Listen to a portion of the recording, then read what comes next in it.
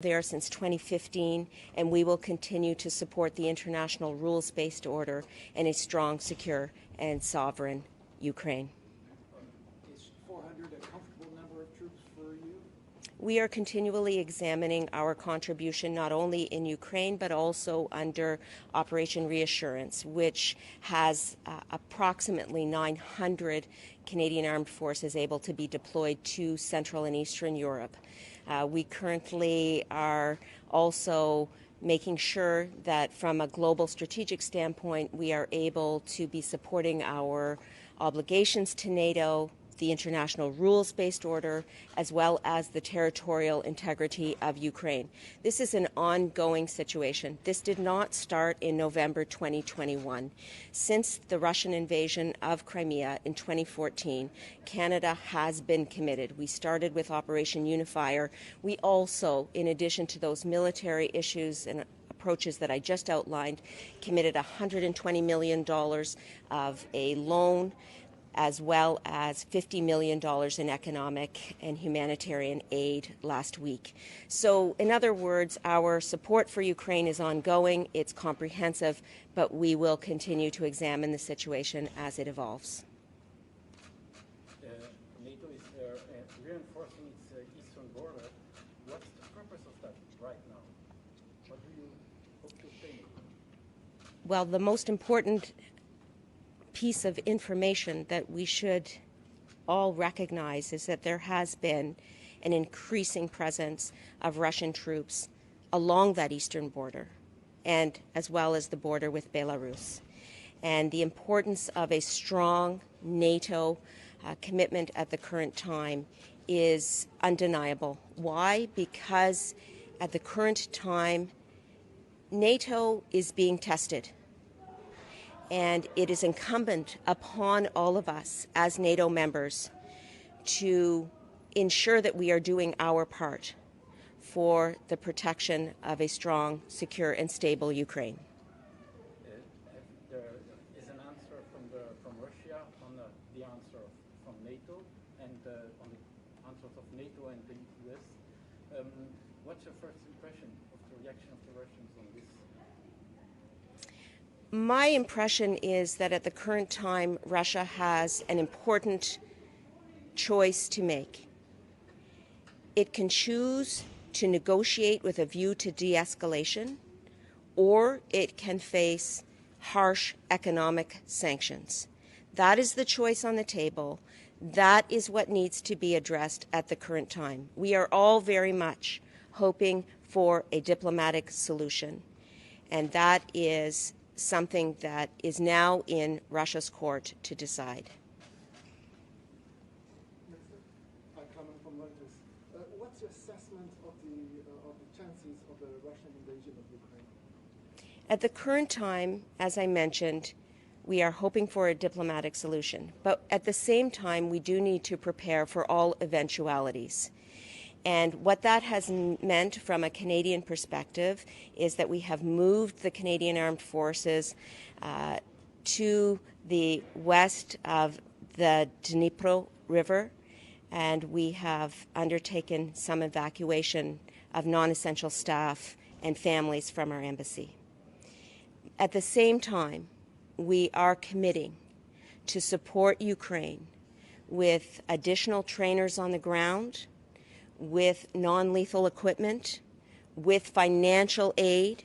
And so you can see that the security of Ukraine and the stability of Ukraine in this very concerning and very fluid moment is top of mind for me as Minister of National Defense, as well as for our country. And when do you expect this non-lethal weaponry to arrive in Ukraine, and what difference do you think it will make?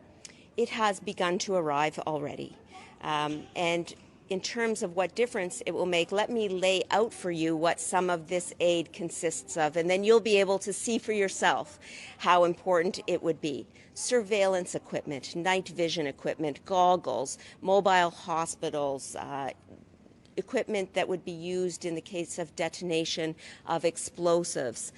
These are all very important aspects of ensuring preparedness, and Canada stands ready to support with this non-lethal aid. And as I said, it has begun to arrive already in Ukraine. Is Canada ready to reinforce the Black Sea region? Canada will do its part as a member of NATO, as well as on a bilateral basis, to support the international rules-based order which has been in place since the end of the Second World War. We make no mistake that at the current time there is a very threatening situation at the border. At the same time, we need to ensure that we recognize that Operation Unifier is a training mission. We are and have been training Ukrainian soldiers for the past 7 years. How many? Over 30,000 Ukrainian soldiers have been trained by the Canadian Armed Forces, including 2,000 members of the Ukrainian National Guard. If you think about that type of contribution and the longevity of it in terms of Ukraine's preparedness, I think that you will hopefully come to the realization that it is significant. Vous pouvez nous dire en français comment le Canada contribue à aider l'Ukraine? C'est clair pour moi, comme ministre de la Défense nationale, que depuis 2015, nous étions là pour l'Ukraine. Premièrement, par l'opération unifiée. Ça, c'est une opération où on peut avoir 200 soldats sur le terrain pour la formation. Et aussi, avec ça, nous avons entraîné plus de 30 000 soldats ukrainiens. Aussi, nous avons déjà donné 120 millions de dollars pour l'aide économique. Et aussi, dans les prochains jours, nous allons voir l'aide non-lethal arriver en Ukraine. Donc ça, c'est une importante situation pour les Canadiens, pour le monde aussi. Et nous pensons que la stabilité de l'Ukraine et la stabilité de l'Europe et la stabilité de le monde, ça, c'est l'importance pour l'OTAN et pour notre pays aussi.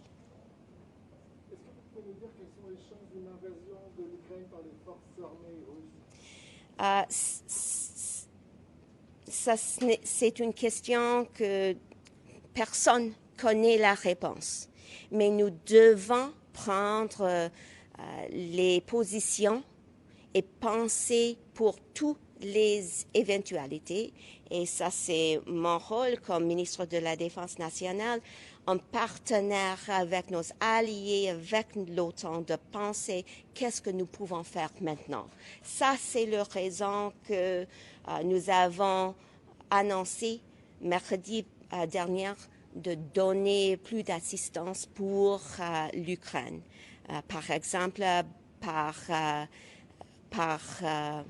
élargissement, élargir l'opération unifiée et aussi de donner l'argent aussi, comme j'ai déjà dit. Concerning liquefied natural gas, does Canada have more to offer Europe, because Europe is looking also for energy security? As Minister of National Defense, my role has primarily been in the support that the Canadian Armed Forces can offer Ukraine at this time. I know that my colleague, Minister Joly, and Minister Freeland are both working on a number of additional options together with our government, including the various ones that you mentioned. Last question. Have you been in contact with Russia since Blinken sent the answers of the United States on the questionnaire of Russia? Actually, my focus has been on ensuring a strong and stable alliance in response to the very concerning situation in Ukraine. I have spoken with a number of my NATO colleagues, including the United States, the United Kingdom, Spain, Portugal, Denmark, and Canada's role is to be a bridge builder from a transatlantic perspective in terms of solidifying the very important support for Ukraine in this particular moment in time. It is a role that we have historically played, and it is a role that we will continue to play. And I look forward to coming back to Brussels in 2 weeks for a meeting of defense ministers where we will continue this very important conversation. But make no mistake, Canada stands ready to continue to support and uphold the international rules-based order and the territorial integrity of Ukraine. Thank you. Merci beaucoup.